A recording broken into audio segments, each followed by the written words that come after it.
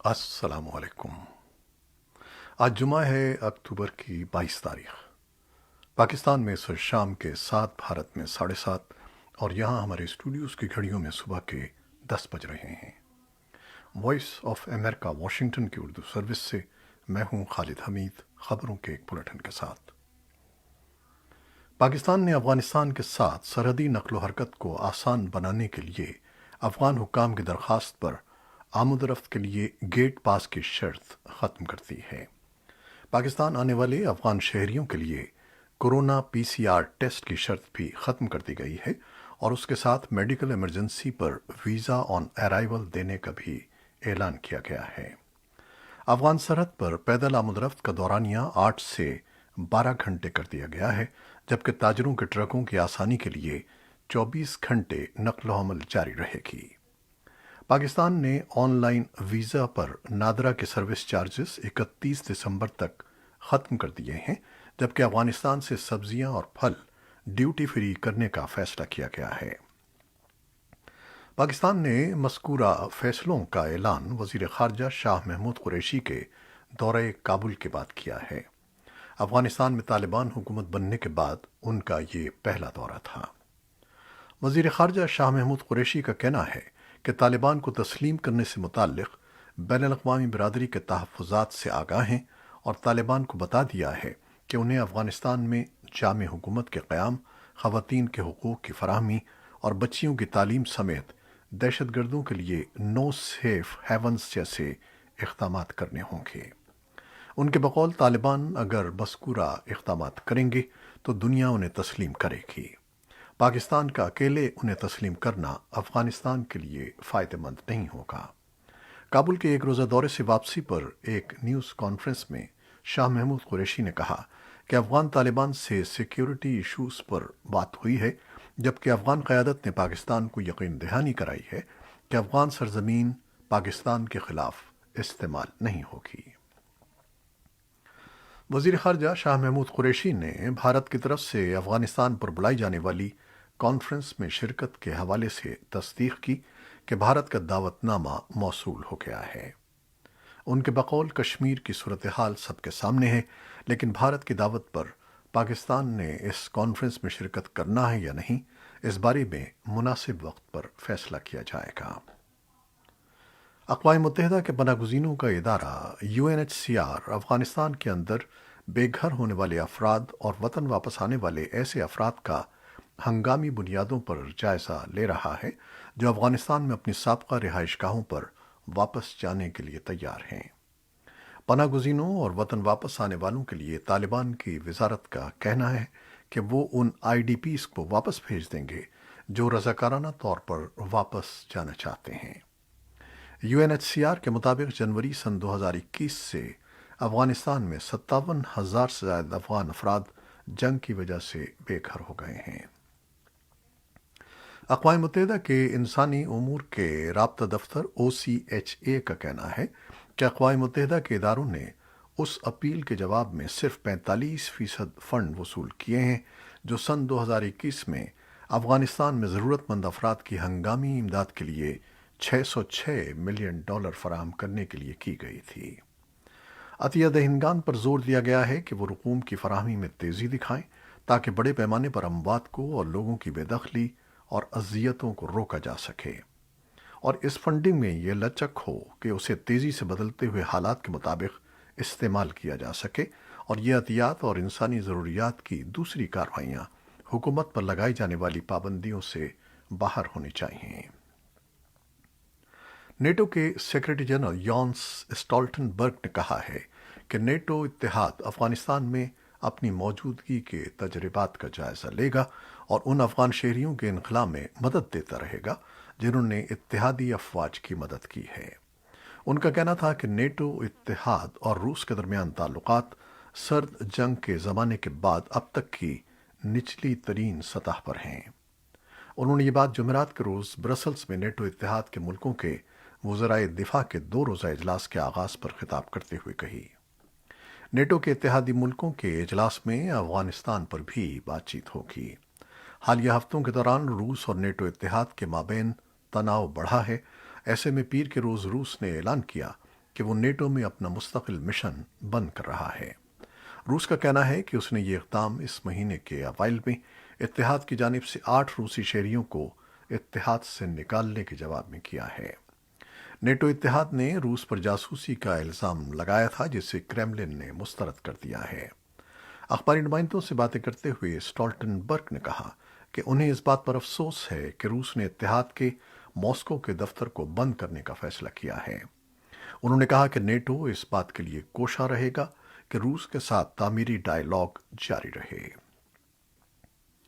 صدر Joe Biden اپنی قانون سازی کی ترجیحات کو ووٹنگ کے حقوق، پولیس اصلاحات اور آب و ہوا کی تبدیلی سے لے کر مارٹن لوتھر کنگ جونیئر کے نسلی انصاف سے منسلک کر رہے ہیں۔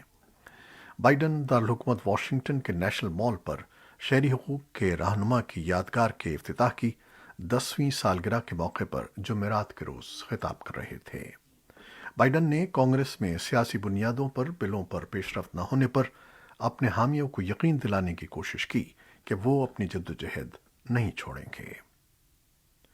امریکی وزیر خارجہ اینٹنی بلنکن نے کولمبیا میں اعلیٰ سطحی مذاکرات کے بعد جمعرات کو ایمیزون کے جنگلات میں درختوں کی کٹائی کے مسئلے سے نمٹنے کے لیے علاقائی شراکت داری کا اعلان کیا۔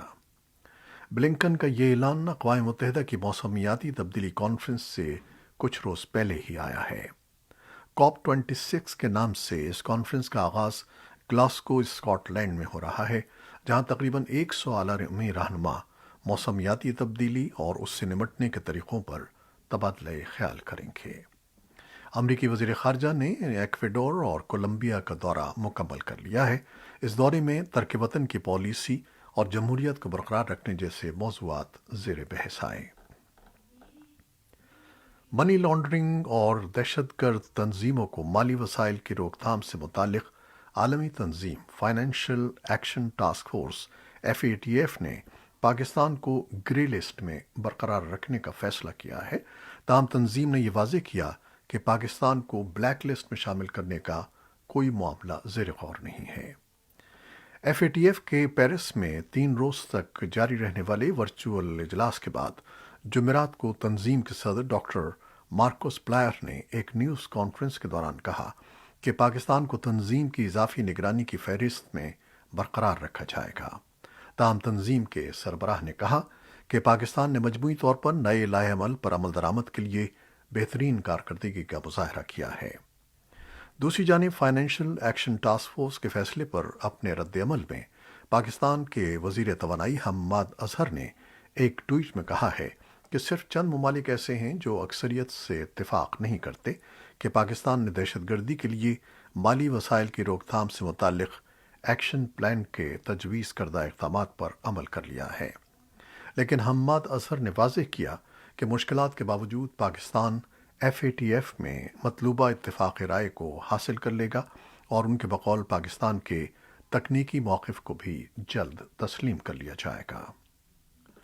پاکستان میں انسداد پولیو کے حکام کا کہنا ہے کہ ملک میں رواں سال اب تک پولیو وائرس کا صرف ایک کیس سامنے آیا ہے اور سیوریج پانی کے نمونوں میں پولیو وائرس کی مثبت کیسوں کی شرح میں نمایاں کمی ہوئی ہے۔ انسداد پولیو پروگرام کے سربراہ ڈاکٹر شہزاد بیگ نے وائس آف امریکہ سے گفتگو کرتے ہوئے کہا کہ پاکستان میں پولیو وائرس کے خاتمے کے لیے پاکستان کو شاید اس سے اچھا موقع نہ ملے۔ دوسری جانب ڈاکٹر شہزاد نے کہا کہ ہمسایہ ملک افغانستان میں بھی پولیو وائرس کے کیسوں میں نمایاں کمی دیکھنے میں آئی ہے۔ ڈاکٹر بیگ نے کہا کہ پولیو وائرس کے حوالے سے پاکستان اور افغانستان ایک ہی بلاک میں شامل ہیں اور ان کے بقول پاکستان اور افغانستان میں پولیو وائرس کا خاتمہ ایک ساتھ ہی ممکن ہے۔ اور اب کرونا وائرس سے متعلق کچھ خبریں۔ برطانوی وزیر اعظم بورس جانسن ملک میں نئے انفیکشن کے اضافے کے باوجود صحت عامہ کے عہدیداروں کی طرف سے نئی کووڈ-19 پابندیوں کو نافذ کرنے کے مطالبات کی مخالفت کر رہے ہیں۔ وزارت صحت نے جمعرات کے روز انفیکشن کے 52,000 نئے کیسز کی اطلاع دی۔ گزشتہ ہفتے روزانہ اوسط 44,000 سے زائد رہی، جو پچھلے ہفتے کے مقابلے میں 16% اضافہ ہے۔ ورلڈ ہیلتھ آرگنائزیشن نے اس ہفتے رپورٹ کیا ہے کہ برطانیہ کو یورپی خطے میں روزانہ نئے انفیکشن کیسز کی سب سے زیادہ تعداد کا سامنا ہے۔ یہ دنیا کا واحد حصہ ہے جہاں گزشتہ ہفتے نئے کیسز میں اضافہ دیکھا گیا ہے۔ بھارت میں کرونا وائرس سے بچاؤ کی ویکسین کی 1 ارب خوراکیں لگانے کا سنگ میل عبور کر لیا گیا ہے۔ خبر رساں ادارے AFP کے مطابق حکام نے جمعرات کو تصدیق کی کہ اب تک کرونا وائرس کی ویکسین کی 1 کروڑ خوراکیں لگائی جا چکی ہیں۔ 1 ارب 30 کروڑ سے زائد آبادی والے ملک میں حکومت کے مطابق بالغ آبادی میں لگ بھگ 3/4 یعنی 75% افراد کو ویکسین کی 1 خوراک لگائی جا چکی ہے، جبکہ 30% کے قریب افراد کی مکمل ویکسینیشن ہو چکی ہے۔ بھارت اور نیپال میں سیلاب اور مٹی کے تودے گرنے سے تقریباً 200 افراد لقمہ اجل بن گئے ہیں۔ ان میں کئی خاندان مٹی اور پتھریلے تودوں کی لپیٹ میں آ کر جانیں گنوا بیٹھے۔ نیپال میں ہلاکتوں میں سب سے زیادہ اضافہ ریکارڈ کیا گیا، جہاں حکام کے مطابق 88 افراد ہلاک ہو چکے ہیں۔ ان میں 3 بچوں سمیت 6 افراد کا ایک ہی خاندان شامل ہے، جن کا مکان اچانک مٹی اور ملبے کی زد میں آ کر منہدم ہو گیا۔ ہمالیائی شمالی بھارتی ریاست اتراکھنڈ میں جمعرات کو 55 افراد کے موت کی تصدیق ہوئی ہے۔ جنوبی ساحلی ریاست کیرالہ میں مزید 42 افراد ہلاک ہو گئے ہیں، جہاں گزشتہ جمعے سے شدید بارشوں کا سلسلہ جاری ہے۔ پاکستان فلم اور انٹرٹینمنٹ انڈسٹری کی مقبول اداکارہ ماہرہ خان ہفتے کو نشر ہونے والی خصوصی ٹیلی فلم میں پاکستانی فوج کی تاریخ کی پہلی 3 اسٹار لیفٹیننٹ جنرل نگار جوہر کا کردار ادا کرتے نظر آئیں گی۔ خصوصی ٹیلی فلم ایک ہے نگار پاکستانی فوج کی پہلی خاتون 3 اسٹار لیفٹیننٹ جنرل نگار جوہر کی زندگی پر مبنی ہے، جو ہفتے کو ARY ڈیجیٹل پر پیش کی جائے گی۔ ٹیلی فلم میں ماہرہ خان مرکزی کردار ادا کر رہی ہیں، جبکہ ان کے ساتھ سہیل سمیر، بلال اشرف اور خوشحال خان بھی اداکاری کے جوہر دکھائیں گے۔ ایک ہے نگار کی کہانی مصنفہ عمیرہ احمد نے لکھی ہے اور اس کی ہدایات عدنان سرور نے دی ہیں۔ خصوصی ٹیلی فلم کسی بھی حاضر سروس فوجی افسر کی زندگی پر بننے والی پہلی پاکستانی ٹیلی فلم ہے۔ ٹیلی فلم میں دکھایا گیا ہے کہ خاتون میڈیکل آرمی آفیسر کو کیا کیا مشکلات پیش آتی ہیں۔ یہ تھیں وہ خبریں جو فیس بک لائیو پر ہم نے آپ کے لیے پیش کیں۔ ہماری ویب سائٹ، یوٹیوب اور پوڈ کاسٹ پر یہ بلیٹن آپ کے لیے پوسٹ کر دیا جاتا ہے۔ ہمارے اس بلیٹن کو شیئر کرنا نہ بھولیے گا۔ خالد حمید اب اجازت چاہتا ہے۔ اللہ حافظ۔